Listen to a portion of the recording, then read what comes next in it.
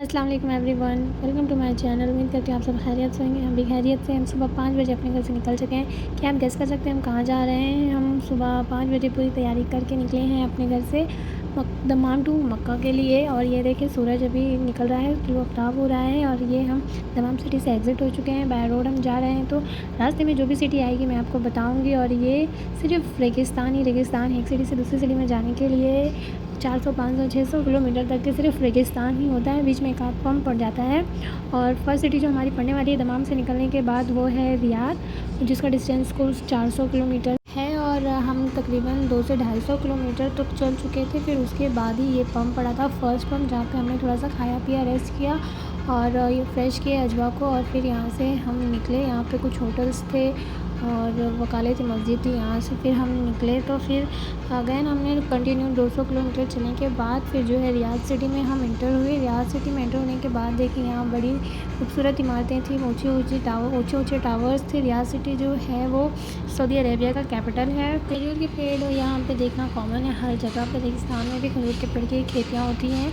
और ये देखिए खूबसूरत सा टावर जो मैंने कैप्चर किया है। रियाद सिटी से फ़ौरन एग्ज़िट होने के बाद कुछ 12:30-1 बज चुके थे। तो इस मस्जिद में हमने ज़ोहर की नमाज़ पढ़ी, थोड़ी सी कुरान की तिलावत की, आधा घंटा रेस्ट की। उसके बाद फिर हम यहाँ से निकले और फिर रियाद सिटी से हम एग्ज़िट हो चुके थे। और फिर अगैन यहाँ पे देखें सिर्फ रेगिस्तान ही रेगिस्तान है। ये रास्ता जो है बहुत ही खूबसूरत है। ये पहाड़ों को काट कर बनाया गया है, जैसे कि आप देख रहे हैं वीडियो में।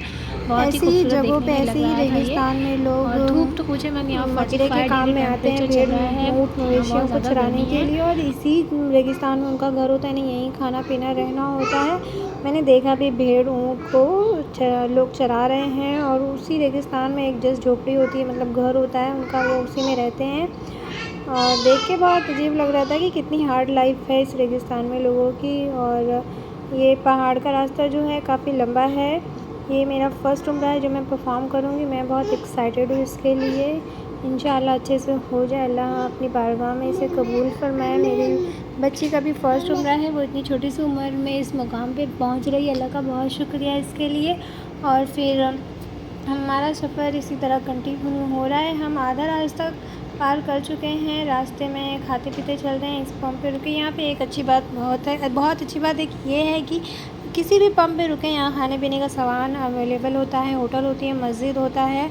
और मस्जिद में लेडीज़ का भी सेक्शन होता है, वज़ू खाना, रेस्ट रूम, प्रेयर रूम सब होता है यहाँ पे। यहाँ से हम निकले और देखें यहाँ ऊँट को मैंने कैप्चर किया, कितने सारे ऊँट हैं। और ट्रक में भी मैंने देखा कि लोग ऊँटों को लेके जा रहे हैं। ऊँट और घोड़े को भी एक जगह देखा था मैंने। और ये शाम हो गई। शाम होते ही, सूरज ढलते ही एकदम अंधेरा हो गया। हाईवे पे सफ़र करना रिस्की, क्योंकि कोई भी लाइट नहीं है। और ये हम ताइफ सिटी में पहुँच गए हैं, जो मक्का से 100 किलोमीटर दूरी पे है। ये भी पूरा पहाड़ी इलाका है। रास्ता अंधेरे में दिख नहीं रहा है, पर ये पूरा टर्न है, कभी लेफ़्ट टर्न कभी राइट टर्न, पहाड़ों के अराउंड है। रिस्की रास्ता है ये भी।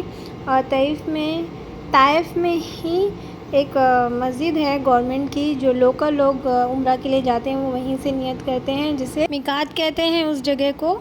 सीज़न में ये बहुत भरा हुआ होता है, पर अभी ऑफ सीज़न है। और बकरीद के जज्बात भी हम जा रहे थे, तो वो जगह पूरी खाली थी। उसके रास्ते में ये देखें सारे होटल्स और शॉप लगी हुई है, जहाँ पे उम्रा से रिलेटेड सारे सामान मिल रहे हैं। और अगर हमें लेट हो जाता तो शायद हमें यहीं होटल लेके रुकना पड़ता रात में, पर अभी हम ऑन टाइम चल रहे हैं, तो हमने ऐसा नहीं किया। हम मिकात में गए, फ़्रेश हुए, वज़ू किया और इशा पढ़ी, एहराम की नियत की और 2 रकात नफिल पढ़ के हम यहाँ से अराउंड 11:30 बजे निकले। यहाँ से नियत करने के बाद हम निकले। 1 से 1.5 घंटे के सफ़र के बाद हम मक्का पहुँचे, मस्जिदुल हरम के पास। और फिर उसी टाइम हमने अपना उम्रा परफॉर्म किया अपनी बच्ची के साथ। और सुबह हो चुकी थी उम्रा परफॉर्म करने तक। फिर हमने होटल में चेक इन की। ये वीडियो यहीं ख़त्म होती है। अच्छी लगी तो लाइक एंड शेयर करें। Thank you for watching.